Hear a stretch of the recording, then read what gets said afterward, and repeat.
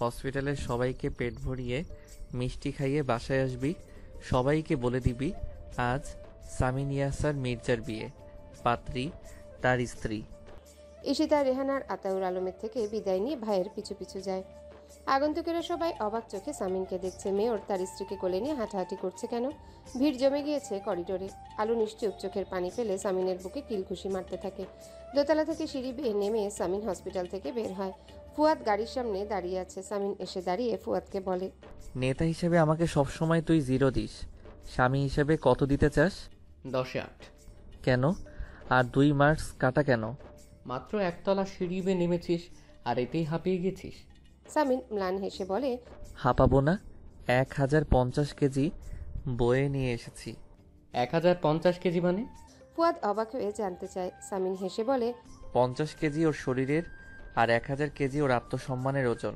তুই বকবক না করে গাড়ির দরজা খোল, নয়তো এটাকে এখানেই ফেলে দেব। ওহো, ভুল বলেছি। ওজন মনে হচ্ছে 70 কেজির কাছাকাছি। হাই ডোজের ওষুধ খেয়ে খেয়ে 20 কেজি বাড়িয়েছে। হাত ব্যথা হয়ে গেল। ফুয়াদ হেসে গাড়ির দরজা খুলে দেয়। আলোর চোখ বেয়ে পানি পড়ছে। বিড়বিড় করে বলতে থাকে, দয়া চাই না, চাই না। সামিন আলোকে বসিয়ে দিয়ে আলোর পাশে বসে পড়ে। ফুয়াদ ড্রাইভিং সিটে, ঈশিতা তার পাশে। গাড়ি চলতে শুরু করে। আলোর ছটফটানি কমছে না। তেজ নিয়ে বলতে থাকে, কি ভেবেছেন আলো দয়া নেয়ার পাত্রী? লাগবে না। আমাকে আমার বাবা মায়ের কাছে দিয়ে আসুন, আসুন বলছি। সামিনকে ধাক্কাতে থাকে আলো। সামিনের বলিষ্ঠ শরীরে তার কোনো প্রভাব পড়ে না। আলোর দিকে তাকিয়ে বলে, চুপ করে বসে থাকো, ব্যথা লাগবে তোমার। আলো থামে না। সামিনের হাত খামচে ধরে বলে, গাড়ি থামাতে বলুন, বলুন। সামিন আলোর কথা না শুনে ডান হাত দিয়ে আলোর 2 হাত আঁকড়ে ধরে রেখেছে। আলো নিজের হাত ছাড়ানোর প্রাণপণ চেষ্টা করে, কিন্তু সে অপারগ। হুট করে আলো এক কাণ্ড করে বসে। সামিনের হাত থেকে নিজের হাত ছাড়াতে না পেরে সামিনের হাতে কামড় দিয়ে বসে।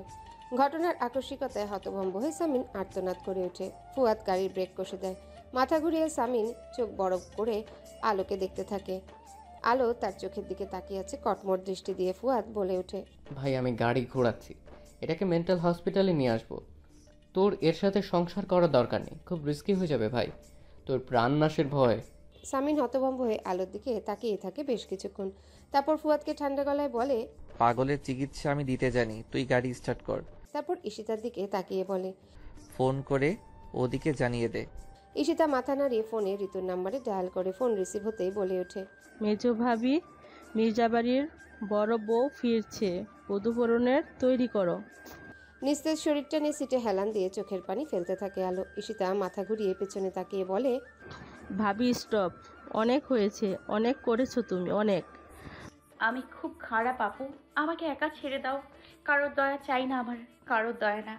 তুমি আমার দেখা সব থেকে সুন্দর বিয়ের কোণে, আকাশি রঙের হসপিটালে ড্রেস, চুল দুটো বেনি, তোমাকে পুরো অপসরার মতো লাগছে বড় ভাবি। আলোকে জড়িয়ে ধরে ঋতু বলে। আলো চুপচাপ দাঁড়িয়ে আছে, তার চোখের পানি শুকিয়ে গালে লেপটে আছে। ঈশিতা ভেতরে ছুটে গিয়ে একটা বড় ফুলের তোড়া নিয়ে এসে আলোর সামনে দাঁড়ায়। তারপর খুশি খুশি গলায় বলে, ওয়েলকাম ব্যাক ভাবি, আমার বড় ভাবি, আমাদের বড় ভাবি। আলো ঈশিতার দিকে তাকিয়ে আছে। ঈশিতা আলোকে আগলে নিয়ে বলে, তোমার বাড়িতে পদতুলি দাও এবার, আমাদের বাঘিনী তুমি, একটু কথা শোনো আমাদের। সামিন আলোর পাশে দাঁড়িয়ে মৃদু স্বরে বলে। কোলে করে নিতে হবে? আলো সামিনের দিকে তাকিয়ে বাড়ির সবার দিকে তাকায়। পড়ি এসে আলোর হাত ধরে বলে, এসো আমাদের সাথে ভাবি, এসো বলছি। টানতে টানতে আলোকে সামিনের ঘরে নিয়ে যায় ওরা। ঋতু দাঁড়িয়ে পড়ে সামিনের দিকে তাকায়। সামিন ফিসফিসিয়ে ঋতুকে বলে, আগে মাথার স্ক্রু ঢিলা ছিল, এখন পুরোপুরি খুলে গিয়েছে, একটু সামনে রাখো, আমি রেঞ্জ নিয়ে আসছি। কথাটা বলে সামিন ফুয়াদকে নিয়ে বেরিয়ে পড়ে। সবকিছুর ব্যবস্থা করতে হবে তাকে। আলো বিছানার উপর গুটিয়ে বসে আছে। ঈশিতা পড়ি দুজনাই তার সামনে হাত বেঁধে দাঁড়িয়ে আছে। বিছানার উপর একটা শাড়ি। কিছুক্ষণ আলোর দিকে বিরক্ত ভঙ্গিতে তাকিয়ে থেকে ঈশিতা মুখে চকারান্ত শব্দ করে বলে, বড্ড বেশি সাফার করছো ভাবি তুমি আমাদের। যখন রায়ভাগিনী ননদিনী হয়ে প্রতিশোধ তুলবো তখন কিছু বলতে পারবে না, বলে দিলাম। আলো নিশ্চুপ। ঈশিতা বলে, ভাইয়া কোথাও বেরিয়েছে? চুপ, শাড়িটা পরে নাও, নয়তো এসে আমাদের কথা শোনাবে। আলোর কাছ থেকে কোনো সাড়া না পেয়ে ঈশিতা বলে, দাঁড়াও, ভাইয়াকে ডেকে আনছি। পরি আর ঈশিতা চলে যায়। আলো ঘরে চুপচাপ বসে থাকে। তার দৃষ্টি ঘুরে ফিরে ঘরের চারপাশটা দেখতে থাকে। সবকিছু ঠিক আগের মতোই আছে, সে যেমনটা রেখে গিয়েছিল। ড্রেসিং টেবিলের সামনে তার জন্য রাখা প্রসাধনী, ঘরের এক কোণে তার ব্যবহার করা 3টা শাড়ি, আলনায় ঠিক সেরকমই রাখা আছে যেরকম সে রেখে গিয়েছিল। সামিনের টেবিলের উপর আলোর রেখে যাওয়া কিছু বই, যা সে এবারই লাইব্রেরির ঘর থেকে এনেছিল, সেগুলো ঠিক সেভাবেই রাখা আছে যেভাবে সে রেখে গিয়েছিল। তবে কি লোকটা জানতো আলো এ বাড়িতে ফিরবে? কেন রেখে দিয়েছে এখনো এসব? কিসের জন্যে? শাড়িটা পরে আসো। আলো সামনে বসে আলোর চোখের দিকে তাকিয়ে বলে সামিন। আলো সামিনের দিকে তাকিয়ে থাকে। সামিন নরম গলায় বলে, পরে এসো। তোমার প্রতি কঠিন হতে ইচ্ছে করে না আসিয়া, একদম করে না। কঠিন হয়ে কি করবেন? মারবেন আমাকে? আলো দৃঢ়ভাবে বলে। সামিন ম্লান হাসে, তারপর অন্যদিকে মুখ ঘুরিয়ে নিয়ে নিচু স্বরে বলে, না, নিজের হাতে শাড়িটা পরিয়ে দেব। আলো চমকে ওঠে। সামিন বলতে থাকে, আমি তোমার জীবনের একটা ক্ষত, আমাকে না হয় ক্ষত হিসেবেই রাখো, তবুও রাখো। ধীরে ধীরে না হয় মিলিয়ে যাব আছিয়া, সময় দাও, সুযোগ দাও। আলো চুপচাপ তাকিয়ে থাকে সামিনের দিকে। সামিন আলোর একটা হাত মুঠি করে ধরে আলোর চোখে চোখ রেখে ব্যাকুল কণ্ঠে বলে ওঠে, সুযোগ প্রার্থী আমি, আমাকে ভোট নয়। আপনি একটাবার সুযোগ দিন আছিয়া। আপনার একটা সুযোগে একজন অপরাধী আলোর পথে ফিরতে পারে, একজন অপরাধী আলোর পথে ফিরতে পারবে। রাষ্ট্রের প্রতি কি এতটুকু দায়ী নেই আপনার? অপরাধ সংশোধনের সুযোগ দিন, তরুণ সমাজ বাঁচান। আলো কোনো কথা বলে না। কিছুক্ষণ দুজনাই চুপচাপ থাকে। সামিন বলে, 10 মিনিট সময় তোমাকে দিলাম, যদি এই শাড়িটা পরো তাহলে ধরে নেব তুমি একটা অপরাধীকে সুযোগ দিচ্ছ। আর না পারলে? ঠান্ডা গলায় জিজ্ঞাসা করলো আলো। সামিন কিছুক্ষণ চুপ করে থেকে বলে, তাহলে বারবার আপনার কাছে সুযোগ চেয়ে যাব? আমি বড্ড বেহায়া আসিয়া, ইউ নো দ্যাট। কথাটা বলে সামিন চুপচাপ চলে যায়। বাড়ির সবাই আয়োজনে ব্যস্ত। শান্তিনীরে আলোর ফেরা উপলক্ষে ছোটখাটো একটা অনুষ্ঠান হবে। লিভিং রুমে কাজী বসে আছে, তার পাশে আতাউর আলম। সামিন এসে খুবই বিনয়ী হয়ে আতাউর আলমের পাশে বসে। তারপর আতাউর আলমের দিকে তাকিয়ে বলে, 3 লক্ষ টাকা কাবিন ছিল, আপনি চাইলে সংশোধন করে আরও বাড়াতে পারি। আতাউর আলম ম্লান হাসে, তারপর বলে, আমি পেশায় একজন সাংবাদিক, ব্যবসায়ী নয়। কাজী কাগজপত্র রেডি করে আতাউর আলমের সামনে রাখে। বিয়ের কাগজে সাক্ষী সংশোধন করে মেয়ের বাবাকে দিয়ে সই করিয়ে নেওয়া হয়েছে। আতাউর আলম সাইন করে চুপচাপ বসে থাকে। সামিন এক দৃষ্টে বিয়ের কাগজের দিকে তাকিয়ে আছে। আতাউর আলম বলে, আমার মেয়েকে আনো, ওকে দেখতে চাই। সামিন হাতের ঘড়ির দিকে তাকায়। 10 মিনিটের জায়গায় 15 মিনিট হয়ে গিয়েছে। সে উঠে দাঁড়ায়, তারপর দোতলায় চলে যায়। ঝর্ণা ছেড়ে দিয়ে তার নিচে দাঁড়িয়ে আছে আলো। সামিনের দেওয়া শাড়িটা ওয়াশরুমের সাথে লাগোয়া একটা আয়নার সামনে রাখা। শাড়িটার রং কমলা। পানির ঝর্ণা বন্ধ করে কিছুক্ষণ দাঁড়িয়ে থাকে চুপচাপ, তারপর হাত বাড়িয়ে শাড়িটা নিয়ে গায়ে জড়িয়ে নিতে থাকে। কুচিগুলো কোমরে গুজে নিয়ে আঁচল বুকে তুলতে যাবে, তখনই আয়নায় চোখ যায় তার। পেটের ডান পাশটা দেখে স্তব্ধ হয়ে দাঁড়িয়ে থাকে। শরীরটা ধীরে ধীরে অসাড় হয়ে যাচ্ছে। ভেজা ঠোঁট দুটো কাঁপছে, চোখের কার্নিশে পানি জমেছে। কাঁপতে কাঁপতে অনেকটা সাহস নিয়ে ঘুরে দাঁড়ায় সে। আঁচলটা হাত থেকে ছেড়ে দিয়ে মাথা ঘুরিয়ে পিঠের দিকটা দেখার চেষ্টা করে আয়নায়। থমকে যায় সে। কিছু সময় চুপ থেকে বিকট শব্দে চিৎকার দিয়ে ওঠে। সামিন ঘরের ভিতর পা রাখতেই থমকে যায়। ওয়াশরুমের ভেতরে আলো উন্মাদের মতো আর্তনাদ করে যাচ্ছে। দ্রুত পায়ে ওয়াশরুমের দরজার কাছে গিয়ে দরজা ধাক্কাতে থাকে। আলো কেঁদেই যাচ্ছে। সামিন কিছুক্ষণ দরজায় ধাক্কা দিয়ে ক্লান্ত হয়ে পড়ে, তারপর থেমে যায়। নরম গলায় ডাকতে থাকে, প্লিজ বেরিয়ে এসো। কোথায় কষ্ট হচ্ছে তোমার? আমি জানতে চাই। আমার জানার অধিকার আছে আলো, আমার হাতে সেই অধিকারের সনদ। আলো কাঁদতেই থাকে। সামিন ব্যাকুল হয়ে বলে ওঠে, কতটুকু পুড়ে গিয়েছে বলে কষ্ট পাচ্ছ আসিয়া? তুমি তো পুড়ে গিয়েছো, এখন আমাকে পোড়াচ্ছ। আর পুড়িও না আমাকে। দরজাটা খুলে দাও, বেরিয়ে এসো। আমায় দয়া করো এবার। বেশ কিছুক্ষণ সামিন ওয়াশরুমের দরজার কাছে দাঁড়িয়ে থাকে চুপচাপ। আলো তখনও কেঁদে যাচ্ছে। কোনো সান্ত্বনা খুঁজে পাচ্ছে না সে। কাঁদতে কাঁদতে ক্লান্ত হয়ে পড়েছে।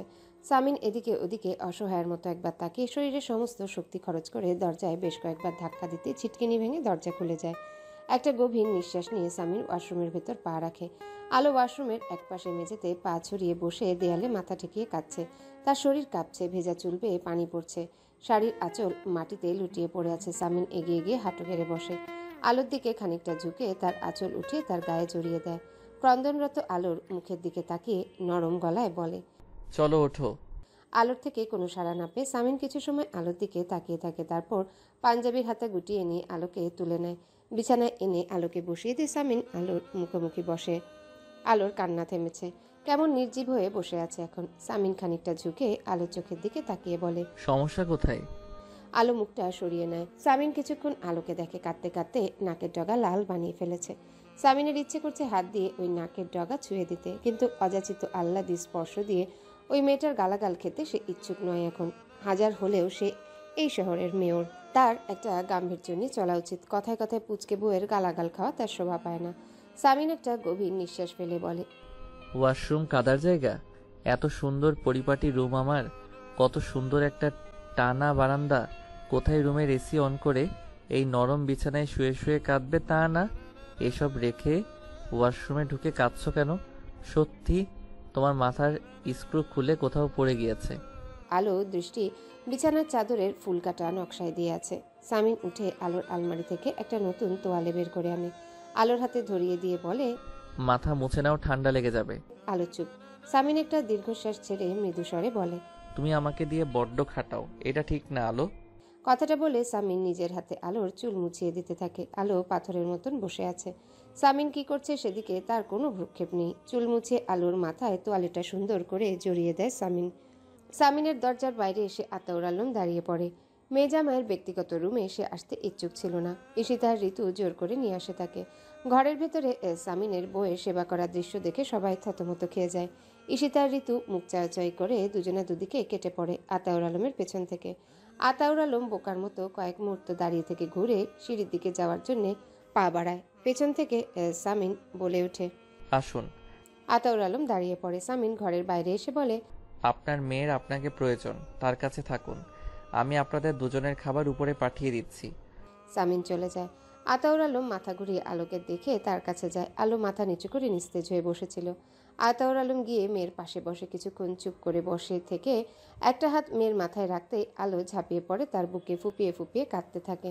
আলো বাবার শার্ট খামচে ধরে। আতাউর আলম মেয়ের মাথায় পরম মমতায় হাত বুলিয়ে দিতে থাকে। আলো কান্না মিশ্রিত কণ্ঠে বলে ওঠে, আমি কুৎসিত হয়ে গিয়েছি আব্বু, কুৎসিত হয়ে গিয়েছি। নিচতলা লিভিং রুমে মেহমানরা চলে এসেছে। মেহমান বলতে ফুয়াদ, জামিল এবং সামিনের দলের ছেলেরা সবাই খাওয়া দাওয়া করছে। আজান আয়াত বোনের শ্বশুরবাড়িতে দ্বিতীয়বারের মতো এসেছে। সামিনের সাথে জড়তা এখনও পুরোপুরি কাটিয়ে উঠতে পারেনি তারা। মাথা নিচু করে রোজ থেকে মাংস খুঁটে খেতে ব্যস্ত তারা। সামিন দুজনের মাথায় হাত বুলিয়ে তাদের পাশে একটা চেয়ার টেনে বসে, তারপর বলে ওঠে, বোনের শ্বশুরবাড়ি, বেশি বেশি খাবে শালারা।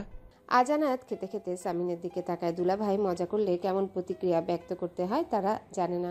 সামিন বলে, খাও। পাশ থেকে রনি বলে ওঠে, হ্যাঁ খাও, না খেলে আমি আছি তো, গলায় ছুরি বসিয়ে দেব। আয়াত বিষম খেয়ে কাশতে থাকে রনির কথায়। খাবার টেবিলে সবাই হেসে ফেলে। সামিন আয়াতের দিকে এক গ্লাস পানি এগিয়ে দেয়।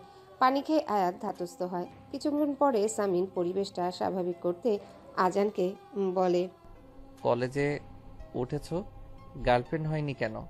আজান লজ্জা পেয়ে মাথা নাড়ায়। সামিন আয়াতের দিকে তাকিয়ে বলে, আর তোমার? আয়াত ভীষণ লজ্জা পায়, নিচু স্বরে বলে, না। কাউকে মনে ধরলে বলবে, প্রেমের প্রস্তাব দিয়ে পেছনে ঘুরঘুর করতে হবে না, তুলে এনে বিয়ে পড়িয়ে দিব। আজান আয়াত চুপ করে থাকে। ফুয়াদ আজান আয়াতের দিকে তাকিয়ে বলে ওঠে, হ্যাঁ, ওই একটা কাজই তোমাদের দুলাভাই পারে, মেয়ে তুলে আনা। সামিন ফুয়াদের দিকে তাকিয়ে হেসে ফেলে। ফুয়াদ গম্ভীর কণ্ঠে বলে, বাচ্চাদের ভালো পরামর্শ দিতে হয়, দুলাভাই তুই ওদের। ভাগ্যিস আলো নেই এখানে, নয়তো তোর 12টা বাজিয়ে দিত এসব শুনলে। সামিন অপরাধী গলায় বলে, এখন মজাও করতে পারবো না, কি অদ্ভুত। আপনার ফোন বাজছে, ম্যানেজার ফোন দিছে। বিছানার দিকে তাকিয়ে ঋতু বলে, ইলহাম ওয়াশরুমে শেভ করছিল। ওয়াশরুমের দরজা খোলা। মাথা ঘুরিয়ে ঋতুর দিকে তাকিয়ে বলে। ঋতু অবাক হয়ে বলে, আমি? হ্যাঁ, রিসিভ করো। ঋতু আমতা আমতা করে ফোনটা হাতে নিয়ে রিসিভ করে কথা বলে রেখে দেয়। আগে হলে ইলহাম তার ফোনে হাত দেওয়ার অপরাধে খুব বকে দিত, এখন কিনা তাকে দিয়ে অফিসের কল উঠাচ্ছে। ঋতু আলমারি থেকে ইলহামের একটা পাঞ্জাবি বিছানার উপর রেখে বলে, সাদা পাঞ্জাবি বের করেছি, পরবেন? ইলহাম ততক্ষণে ফ্রেশ হয়ে ওয়াশরুম থেকে বেরিয়ে আসে। ঋতু শাড়ির আঁচলে মুখ মুছে নিয়ে বলে, কেন নয়? ঋতু মুচকি হেসে চলে যেতে নেয়। ইলহাম শক্ত করে ঋতুর হাত ধরে ফেলে, হ্যাচকা টান দিয়ে নিজের কাছে টেনে আনে। ঋতু চমকে ওঠে। বিছানায় একপাশে বসে ঋতুকে কোলের উপর বসিয়ে তার ডান হাত টেনে নিজের কাঁধের উপর রাখে। ঋতু অস্ফুট স্বরে বলে, কি করছে? ইলহামের দিক থেকে কোনো জবাব আসে না। সে তার স্ত্রীর ঘাড়ে আদর মাখিয়ে দিতে ব্যস্ত। ঋতু ছটফট করে নিজেকে ছাড়িয়ে নিতে চায়। তার অস্বস্তি বুঝতে পেরে ইলহাম জড়ানো কণ্ঠে বলে, চুপ করে বসো, শুধু চুমুই খাবো, ভয় পেও। ঋতু চুপ করে থাকে। ইলহাম ঋতুর ঘাট থেকে মুখ উঠিয়ে ঋতুর লাজুক মুখখানার দিকে তাকিয়ে বলে ওঠে, কেমন আছে আমাদের ছোট্ট সোনা? তোমাকে কষ্ট দেয় আমার মতো? ঋতু মাথা নাড়ায়। ইলহাম ঋতুর গালে একটা চুমু খায়, তারপর বলে, এইবার আমাকে একটা মেয়ে দেবে তুমি? আমি মেয়ে চাই। ঋতু অস্ফুট স্বরে বলে, আর যদি না দিতে পারি? ইলহাম সাথে সাথেই বলে ওঠে, তাহলে পরের বার দেবে। ঋতু লজ্জা পেয়ে যায়। ইলহাম বলে, পরের বার না হলে তার পরের বার, তার পরের বার না হলে তার পরের বার, মোট কথা হাল ছাড়া যাবে না। ঋতু চোখ তুলে তাকাচ্ছে না। ইলহাম মুগ্ধ চোখে নমনীয় মেয়েটির লাজুক মুখের দিকে তাকিয়ে থাকে। এত মুগ্ধতা সে আগে কেন খুঁজে পেল না। সামিন হাত ধুয়ে উঠে পড়ে। আজান বলে, ভাইয়া, আপুর জিনিসপত্র যা চেয়েছিলেন সব এনেছি। কোথায়? আজান আঙ্গুল তুলে দেখিয়ে দেয় সিঁড়ির কাছে একটা ট্রলি ব্যাগ রাখা। ফুয়াদ সামিনের দিকে তাকিয়ে বলে, এগুলো কি? সামিন মৃদু হেসে বলে, শ্বশুর বাড়ি থেকে যৌতুক নিয়েছি। কথাটা বলে সামিন ব্যাগটা উঠিয়ে নিয়ে সিঁড়ি বেয়ে উপরে ওঠে। তার ঘরের দরজার কাছে এসে সে একটা দৃশ্য দেখে দাঁড়িয়ে পড়ে। আলো তার বাবার কোলে মাথা রেখে চুপচাপ শুয়ে আছে। আতাউর আলম তার মেয়ের মাথায় হাত বুলিয়ে দিয়ে গল্প করছে, যেন বাবা তার ছোট অবুঝ মেয়েকে রূপকথার গল্প শুনিয়ে ঘুম পাড়িয়ে দিচ্ছে। সামিন দৃশ্যটা দেখে এতটাই মুগ্ধ হয়েছে যে মুখ থেকে অস্ফুট স্বরে বেরিয়ে আসে, বাহ, কি সুন্দর! আমাকেও যেন আল্লাহ কন্যা সন্তান দেয়। ভেতরে ঢুকে বাবা মেয়ের এত সুন্দর মুহূর্ত সে নষ্ট করতে চায় না, তাই ট্রলি ব্যাগটা সে দরজার কাছে রেখেই চলে যায়। হাঁটুতে মাথা ঠেকিয়ে বসে আছে আলো। বাবা যতক্ষণ ছিল মনটা ভীষণ শান্ত ছিল। আতাউর আলম আজান আয়াত রাত 9টার দিকে বাড়িতে চলে গিয়েছে। আবারও ভীষণ খারাপ হয়ে গিয়েছে মনটা, খুব কান্না পাচ্ছে। সামিন দরজার কাছে দাঁড়িয়ে থাকে কিছু মুহূর্ত। ঘড়িতে সময় রাত 11টা প্রায়। সারাদিনের ধকল শেষে সেও বেশ ক্লান্ত, একটু ঘুম দরকার। মনে মনে আল্লাহর কাছে দোয়া করতে থাকে সে। আল্লাহ, ওই পাগল মেয়েটা যদি আজ আমার মেজাজ খারাপ করে দেয়, তবু যেন আমার রাগ না ওঠে আজ। প্লিজ আল্লাহ, একটু সুবুদ্ধি দিও ওই আসিয়াকে, আর আমাকে দিও ধৈর্য। একটা গভীর নিঃশ্বাস ফেলে দরজা ঠেলে ভেতরে ঢুকে সে। কয়েক পলক আলোকে দেখে নিয়ে ঘুরে দাঁড়িয়ে দরজার ছিটকিনি তুলে দেয়। আলো মাথা তুলে তাকায় না। সামিন ওয়াশরুমে ঢুকে ফ্রেশ হয়ে গায়ের পাঞ্জাবিটা পাল্টে একটা টি শার্ট পরে নেয়। তারপর বেরিয়ে এসে পুনরায় আলোর দিকে তাকায়। একইভাবে হাঁটুতে মাথা ঠেকিয়ে গুটিয়ে বসে আছে। সামিন ভাবে, ঘুমিয়ে পড়ল না তো? পড়তেই পারে, এমএ সব কিছু অগোছালো। আলো দৃষ্টি আকর্ষণ করতে সামিন শব্দ করে ঘরের জানালার গ্লাস টেনে বন্ধ করে দেয়। বারান্দা দরজা ধপ করে লাগিয়ে দেয়। আলো ধীরে ধীরে মাথা তুলে সামিনের দিকে তাকায়। সামিন নাটকীয় ভঙ্গিতে বলে, সরি। আলো কিছু বলে না, মাথা ঘুরিয়ে বিছানায় চোখ রাখে। ঈশিতার পরই রাত 9টার দিকে এসে বিছানার উপর কিছু ফুল আর ফুলের পাপড়ি ছড়িয়ে দিয়ে গিয়েছে। বিরক্তিতে আলো কপাল কুঁচকে রেখেছে। ঈশিতাপু কিভাবে এত অবুজের মতো কাণ্ড করতে পারে? সামিন আলোর দৃষ্টি অনুসরণ করে বিছানার দিকে তাকায়। কয়েক মুহূর্ত তাকিয়ে থেকে মৃদু স্বরে বলে, পরিষ্কার করে দিচ্ছি। বাড়ির কাউকে না ডেকে সামিন ফোনগুলো সরিয়ে নেয় বিছানা থেকে। তারপর ঝুড়িতে ফেলে দিতে দিতে বিড়বিড় করে বলে, আমিও আমার বউয়ের কাছে অবহেলিত, আর তোরাও চিমটি। ঘুরে আবারও আলোর দিকে তাকায়। তারপর গিয়ে আলমারি খুলে একটা বক্স বের করে সেটার ভেতর থেকে আরেকটা ছোট বক্স বের করে নিয়ে আলোর মুখোমুখি বসে। আলো সামিনের দিকে তাকিয়ে আছে। সামিন হাতের ছোট বক্সটা খুলতে খুলতে আলোর চোখের দিকে তাকায়। বক্সে সামিনের মায়ের সেই বালা দুটো। আলো বালা দুটোর দিকে তাকিয়ে থাকে।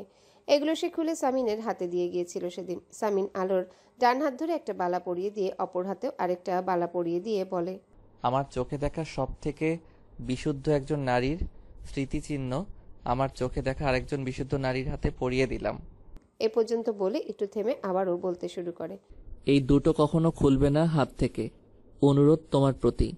আলো কিছুক্ষণ হাতের দিকে তাকিয়ে থেকে সামিনের হাত থেকে নিজের হাত সরিয়ে নেয়।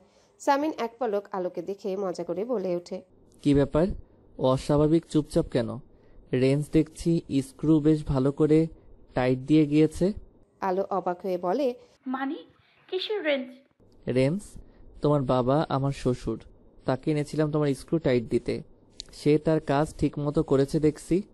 আলো অন্যদিকে তাকিয়ে থাকে। সামিনের কথায় পাত্তা না দিয়ে সামিন বলতে থাকে, মন খারাপ করে থাকবে দেখে বাবাকে ভাইদের এনে দিলাম, একটা ধন্যবাদ তো পেতেই পারি।